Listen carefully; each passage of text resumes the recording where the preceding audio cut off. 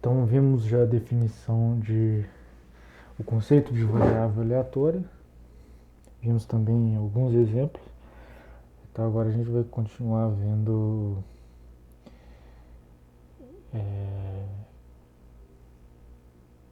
uma extensão desse conceito, né? Então hoje a gente vai ver o tema de variáveis aleatórias contínuas.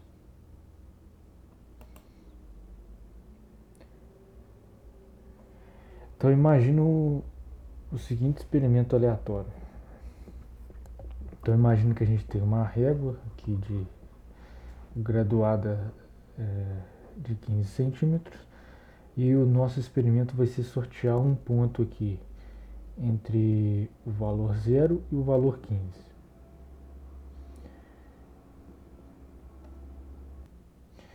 E apesar da régua ter marcação aqui até milímetros, né, considera que eu posso escolher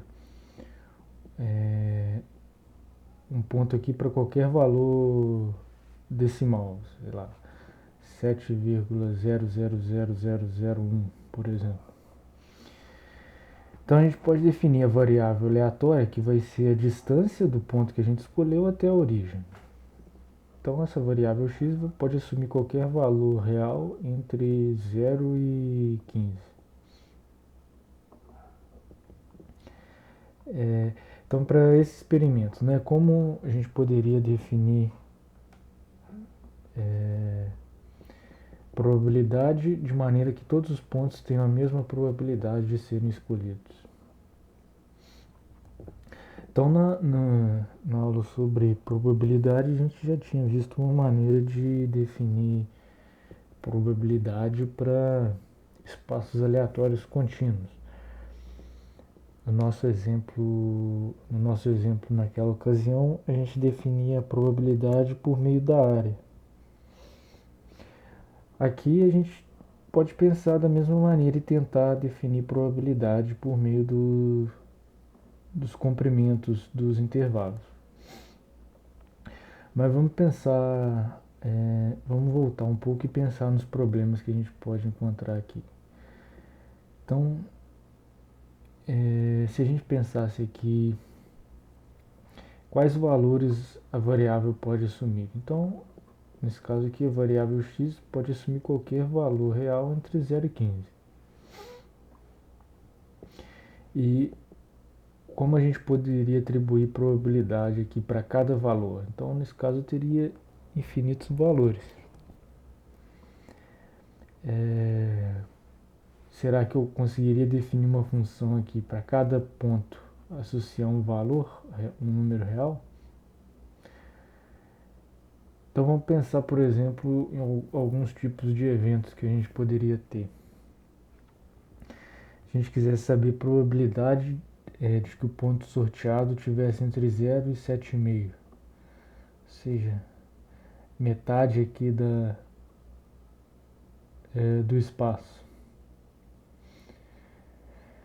Então, se a gente quisesse que a probabilidade, que todos os pontos tivessem a mesma probabilidade, a gente poderia pensar que a probabilidade do ponto sorteado estar em uma metade fosse meio.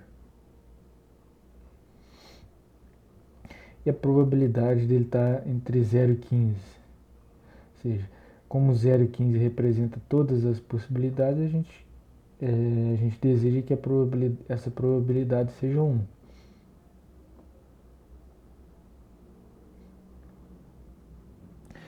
Então, nesse caso, como a variável assume um número limitado de valores, a gente não conseguiria atribuir probabilidade para um ponto específico. Por exemplo, probabilidade de x valer exatamente 7,5.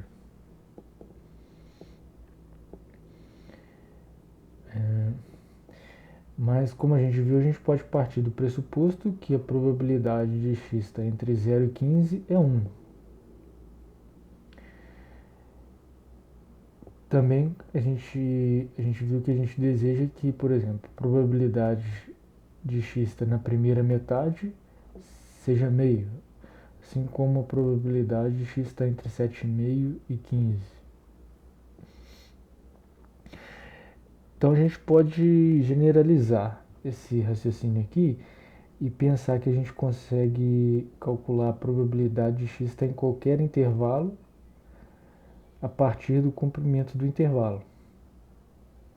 Então, se o intervalo aqui, a gente pegar um intervalo aqui que vale 10% do comprimento todo, a gente imagina então que a probabilidade de x estar nesse intervalo seja 10%.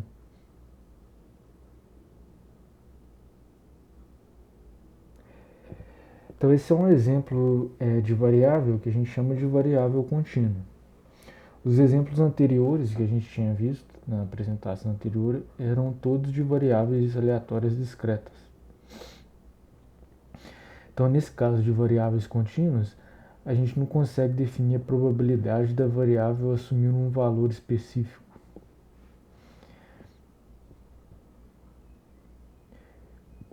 Então, nesse caso, a gente vai trabalhar com intervalos.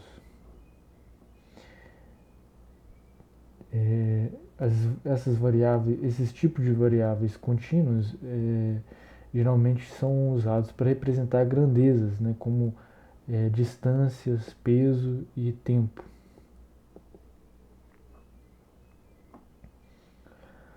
Só que assim como a gente fazia para a função de probabilidade das variáveis discretas, a gente também consegue representar no caso contínuo. Só que ao invés de ter uma sequência de valores, a gente vai ter uma linha contínua. E a gente calcula a probabilidade do intervalo calculando a área sobre essa linha. Então, no nosso exemplo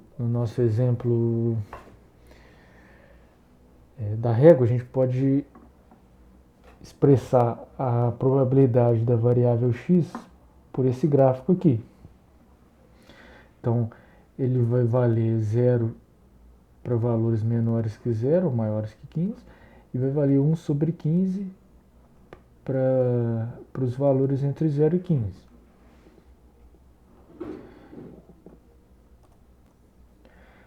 Então, a área total aqui sobre a curva vale 1, porque eu tenho aqui o comprimento 15 e a altura aqui, apesar de estar numa escala diferente, vale 1 sobre 15. Então, representando dessa maneira, a gente consegue ver facilmente aqui as probabilidades de cada intervalo. Então, se a gente quisesse calcular a probabilidade de x estar no intervalo 0,4, entre 0 e 4, seria a área aqui sobre a curva, sobre a linha de 0 até 4, ou seja, esse retângulo aqui. Tem comprimento 4 unidades e altura 1 sobre 15. Então essa área aqui sombreada aqui valeria 4 sobre 15 avos, que seria a probabilidade de x estar no intervalo 0,4. Também, se a gente quisesse calcular, então, por exemplo, probabilidade de x estar no intervalo entre 8 e 12, a gente calcularia aqui a área sobre a curva de 8 até 12. Então, de novo aqui, a base vale 4 unidades e a altura vale 1 sobre 15. Então, a gente teria a mesma probabilidade aqui, 4 sobre 15 avos. Então, nesse caso aqui, se eu tiver dois intervalos aqui com o mesmo comprimento, eles vão dar a mesma probabilidade. Então, nesse caso, a gente diz que a probabilidade está uniformemente distribuída. Ou seja, a probabilidade do intervalo só vai depender do comprimento e não da posição dele. Como a gente viu aqui, a probabilidade de x está entre 0 e 4 vai ser igual a probabilidade de x está entre 8 e 12. Então, só que a gente pode pensar alguns casos diferentes aqui. Assim como a gente fez lá no caso discreto, a gente poderia pensar numa probabilidade de maneira que os menores valores fossem menos prováveis. Então, por exemplo, a gente poderia pensar numa curva desse jeito aqui. A única exigência que a gente tem que fazer é que a área total aqui sobre a curva seja 1. Então, nesse caso aqui, eu vou ter esse comprimento aqui de 15. Então, para a área da 1, a altura aqui tem que ser 2 quintos. 2 sobre 15 avos. Então, nesse caso, essa curva aqui entre 0 e 15, a gente consegue expressá-la por essa relação aqui, y igual a 2 sobre 225 vezes x. Então, aqui no ponto 0 vale 0, e no ponto 15 vai valer 2 sobre 15, para que a área total aqui seja 1. E aí a gente pode calcular as probabilidades dos intervalos da mesma maneira.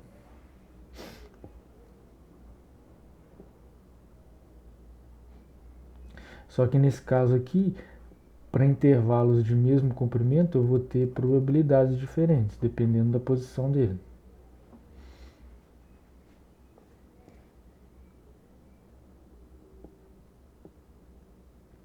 Então, nesse caso aqui, se eu calculasse de novo probabilidade de x está entre 0 e 4, seria a área desse triângulo aqui, que seria 16 sobre 225. Se eu calculasse de novo probabilidade de x está entre 8 e 12, seria a área desse trapézio aqui, que seria 80 sobre 225. Então, nesse caso aqui, a probabilidade aqui desse segundo intervalo ficou bem maior do que a probabilidade do primeiro. No caso anterior que a gente tinha visto, da probabilidade uniformemente distribuída, eles eram iguais. A gente também poderia fazer o contrário, definir a probabilidade aqui de maneira que os menores valores fossem os mais prováveis.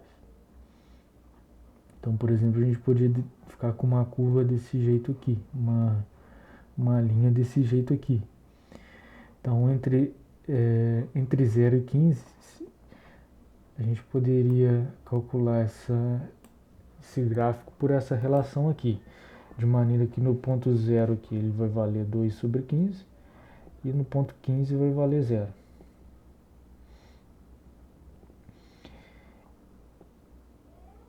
E aí, de novo, a gente poderia calcular as probabilidades calculando a área sobre a curva. Então, no caso aqui, aí aqui inverteria. A probabilidade de x estar entre 0 e 4 ficaria maior do que a probabilidade de x estar entre 8 e 12.